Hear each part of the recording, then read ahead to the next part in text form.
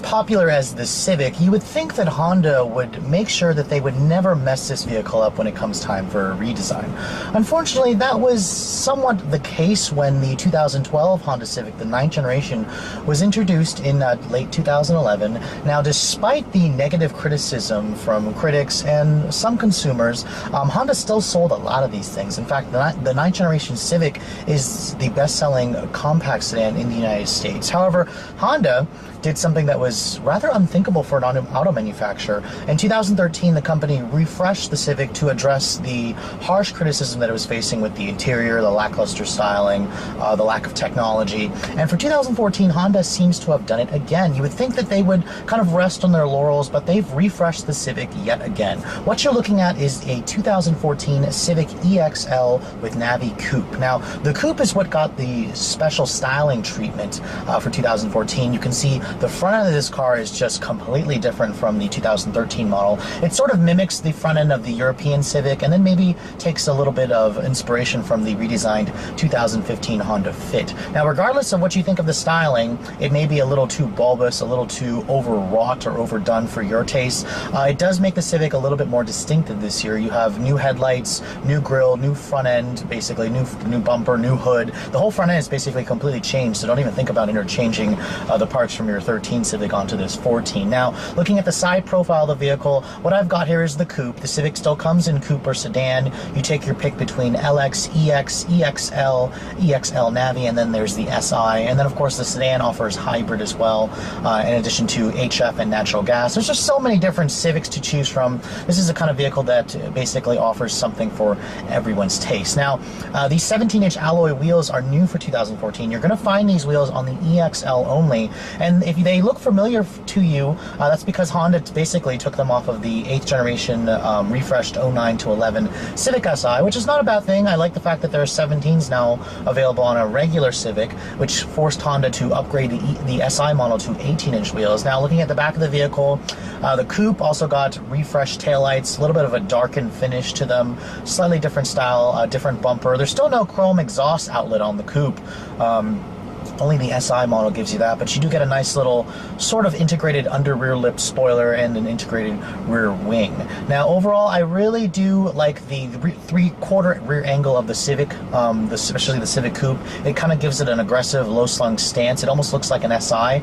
The front is still going to take a little getting used to for me, but styling is always subjective. Let's take a look at what Honda's done on the inside of the refreshed Civic. Now, when you look at the interior of the 2014 Civic, you're going to basically think, oh, what's really different? They did refresh the interior quality, or they addressed the interior quality issues for 2013, so nevertheless, this interior will pretty much look like the 2013 model. Now, a couple of new things. Black leather is now available on the Civic. Previously, you used to never be able to get black. It was either gray or beige. Honda made the black interior available starting last year. Now, stepping inside the cabin of this all-new Civic, you can see what's going to stick out immediately is the red push-to-start button. That's new for 2014. And of course, EX and up models will have this 7-inch touchscreen radio. So other than that, the rest of the interior hasn't really changed much. Now, one thing I really like about this new Civic is the key. This is Honda's new key fob that is very sturdy. Acura really needs to start using this key fob for all of their other cars, which they have their own version. Nonetheless, push button starts standard on EX and above, so put your foot on the brake and push the button to start the engine. And it basically starts up with the familiar Civic noise. This is the same R18 1.8 liter 4-cylinder engine. Now, surprisingly, the automatic, or the driver's window is only automatic down. I kind of think Honda should just made them both, especially for the two-door. There's only one more window switch on here. Anyways, in terms of the interior quality, again, Honda added this soft padded with leather stitching here on the dashboard. It's still hard touch plastic up here, however the graining material is much nicer versus the 2012 model, as well as the fit and finish. There's some bright accents here, this metallic black finish here, sparkly black plastic here as opposed to the flat black. The same thing carries over on the steering wheel. The door panels, they are soft touch right here. If you go for the sedans, they actually have the same leather stitching that's from the dashboard. And then of course leather wrapped here, leather stitched right here where your elbow is going to rest. Overall, I mean, the interior It's a nice improvement. You can see just a single zone automatic climate control. Honda didn't go with the dual zone thing. I guess they have to save something for Acura. Now, another new thing for 2014 is this HDMI cable. Now, I've heard a lot of people say it's pretty useless in this car. I mean, how often are you going to use it? Honestly, I used it for my iPod or my iPhone. This thing really only works with iPhone 5S and up, or 5 and up. So what it does is we plug it into the HDMI port. It will basically filter or funnel in very high quality sound that you only get with an HDMI port. You can also kind of put the screen from your iPhone onto this screen here, kind of like what you would do in your TV in your living room, I guess. Now, let's get to the main event here, this touch screen. Now, this touchscreen has Honda's new, this is Honda Link basically. This is their new 7-inch touchscreen interface. It will basically work like a tablet. You can do gestures like swipe, pinch, zoom, stuff like that. And when you go to the Navi screen, this is where it's really going to show you. This is basically Honda's same navigation screen. However, they have updated the graphics. You can see here, in terms of a tablet style, it works really well. You can see how fast it responds. You can also just kind of take your finger here and swipe across the map. So I do applaud this. I really think that Ford and GM, especially GM with their system is supposed to mimic a tablet, they really could learn a thing or two from Honda on processing speed. This works much, much better. What doesn't really work for me is the fact that there is no volume knob, no volume or tuning knob. This is to turn the volume up right here, and I hate it. I will always use the steering wheel controls here. They really should have just put some kind of volume knob here, just like the Accord. The Accord has a volume knob. Now going back to the home page right here, Honda Link here, this will basically mean this is supported by the HDMI cable going to your phone, which has the Honda Link app. You plug that in, your phone will be able to stream in basically weather, service information, traffic information, stuff like that. Speaking of traffic, this car does have the FM traffic compatibility. Now, going to your audio sources here, you can basically choose from a lot of sources here. You have FM, AM, XM, AHA, Pandora, your iPod, USB, HDMI, Bluetooth streaming audio.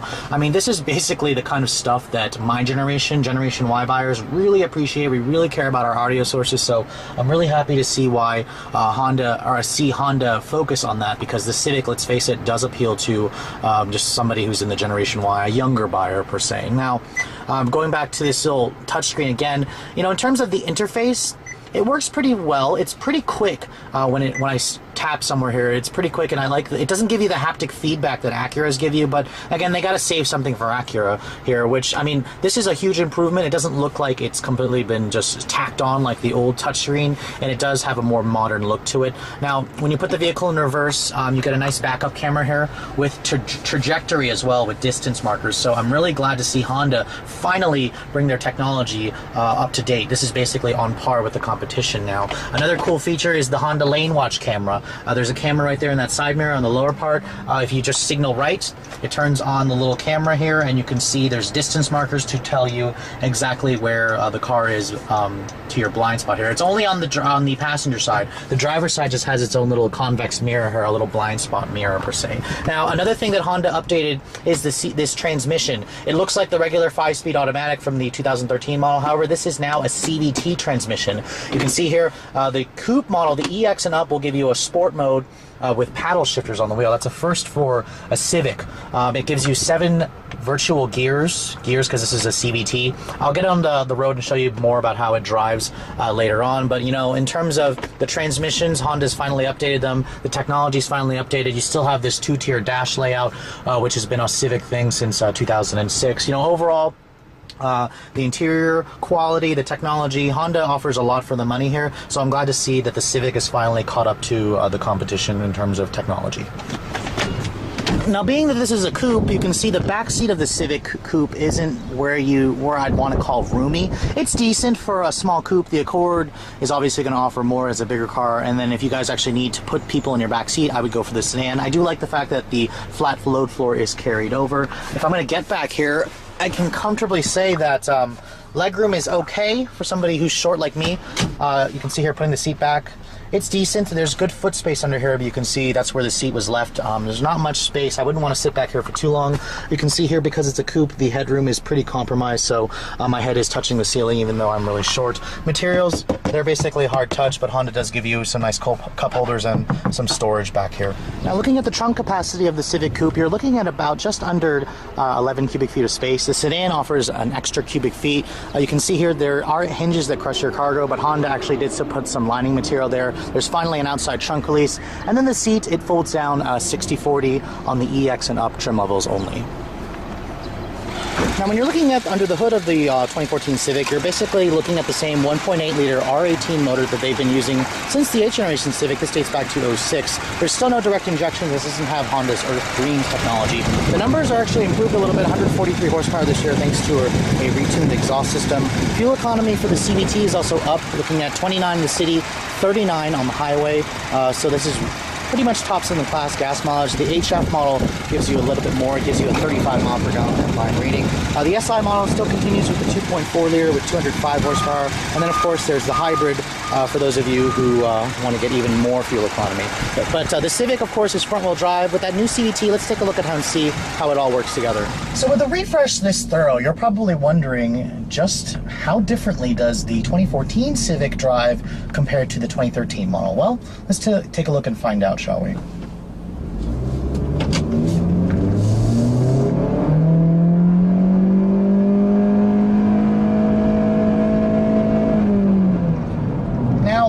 This is the first time I'm driving the refreshed Civic with the CVT transmission, and like I said before, the CVT has replaced the previous 5-speed automatic, and it's basically the transmission of choice for most buyers. I mean, you can still get the 5-speed manual with the base LX and EX coupes. However, this EXL that I'm driving comes standard with Honda's new CVT. And as far as CVTs goes, it's a really good transmission. One thing I really like about it, it's really quick to kick down. However, as you just heard, I had it in sport mode there. It still will slowly build the revs up and hold them right at the red line when you are accelerating hard. Now, when you are kind of just accelerating normally, as most people will when they drive a Civic, what I'm noticing, the CVT is pretty quick to bring the revs up, and it holds it there again. As soon as you lift off pressure on the throttle, it starts to shift and start to bring the revs down. And, you know, as far as smoothness and refinement, this is one of the best CVTs on the market. It's amazing how Honda, you know, just went the CVT route with the new Accord, and they already know how to tune a CVT properly that will appeal to enthusiasts and most buyers that are coming from just a regular automatic. It doesn't have that rubber bandy kind of nastiness that you associate with CVTs that you might drive in some other vehicles. Now, the other thing that I really noticed about the new Civic is the uptick in refinement. This car almost feels like an Accord. The ride is very, very comfortable, very soft. It's very quiet in here as well. The road noise has been downgraded a little bit. The noise factor in here is just a lot quieter, and it's very nice. It's a very refined feeling Civic that the 2012 model just didn't have. In terms of the steering and the handling, this still feels like trademark Civic here. The steering is very, very light. It's a little bit numb, a little bit devoid of feel, but it's an electric power steering. However, the car changes directions with good authority. I mean, just small inputs in the wheel, the car kind of just starts moving in the direction that you're pointing at. So applaud to Honda. Now, in terms of acceleration, this 1.8 liter engine is probably where the Civic still feels a little bit old. It makes 143 horsepower, as I said, so it's up by 3 horses by 1 pound-feet of torque. Not really a difference, honestly. And you're going to expect a 0 to 60 time of around 9 seconds with the CVT. It's a tad quicker than the old 5-speed automatic, but in terms of the class average, the Civic is still a little bit behind. Now, the Honda Lane Watch camera is also new for this year, and it's a really nice improvement. It shows you a nice indication of what's in your blind spot. Honestly, the mirrors themselves are pretty big, and the Civic doesn't really have much blind spot, so it's a little bit of a gimmick to me. It's a little distracting when that camera does come on.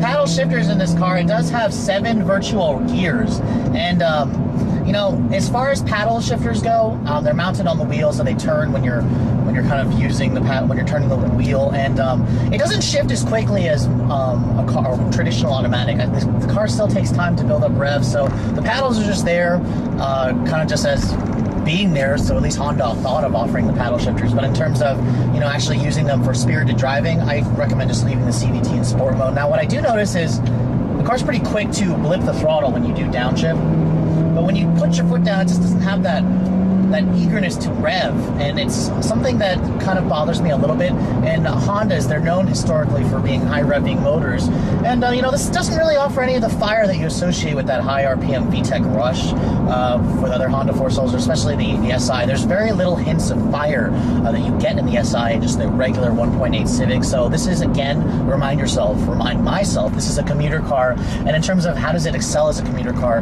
very good. The seats, they're very wide, very supportive, very comfortable. The visibility in here is good, although you do have to get used to this very expansive view of the dashboard. Of course, a lot of people who drive this generation Civic or the one before it, they love the two-tier dash. So in terms of familiarity with this car, a lot of Civic faithful are going to feel at home in this thing.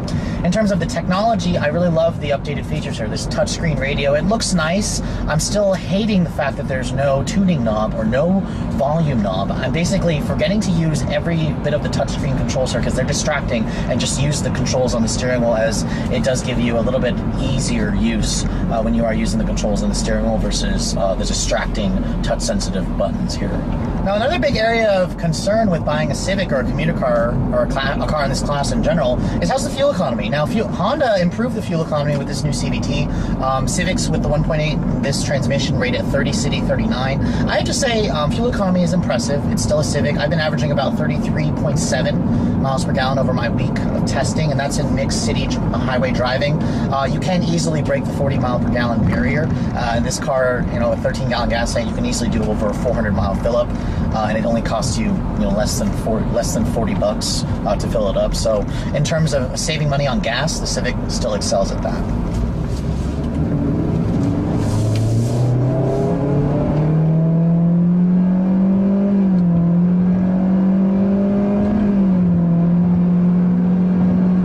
I did notice there is the transmission. When I was using the paddle shifters, the manual mode, it actually did upshift for me right before redline at about 6250. So again, that kind of annoys me in terms of as an enthusiast car when I'm using the paddle shifters. But remember, this EXL is more of a commuter car. You guys, you really enthusiasts out there, make sure you get the SI model and learn how to drive sticks. Now, we're coming up to the conclusion of this review, and I have to say that the 2014 Civic, is a rare thing for an auto manufacturer to do. After 2 years on the market, Honda refreshed the car, the sedan, significantly in terms of the interior quality, in terms of some of the technology, and updated the styling a year later. And then a year later after that, they've refreshed the Coupe, and then now they've added these features like the Honda Lane Watch, the touchscreen radio, push button start. Honda is good at, Honda surprised me, especially by listening to the complaints of critics and consumers alike, despite the fact that this car has outsold most of its competition, and it's the best-selling compact car on the market, beating out the Corolla last year in terms of numbers. Now,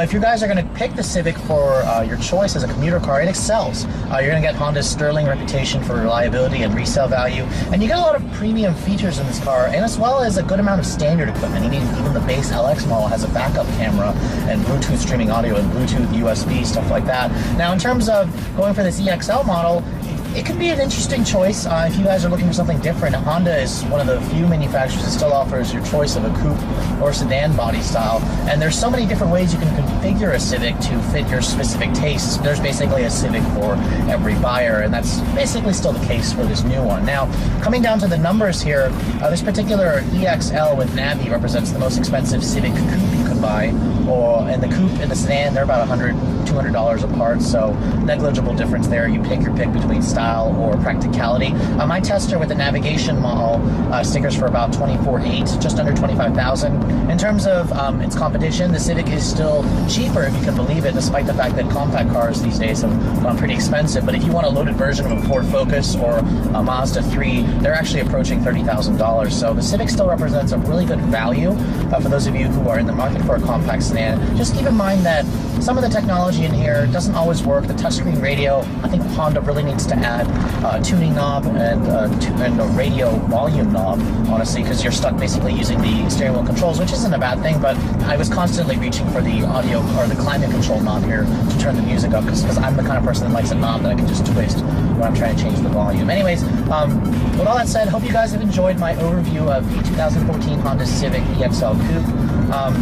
If you're in the market for a compact car, this is still a really good choice. Just know that if you're looking for something that offers a little bit more sport, a better interface for the touchscreen audio system here, there are other choices out there, but make sure that you put this one near the top of your list. Thanks so much for watching, guys. I'll catch you all in the next review.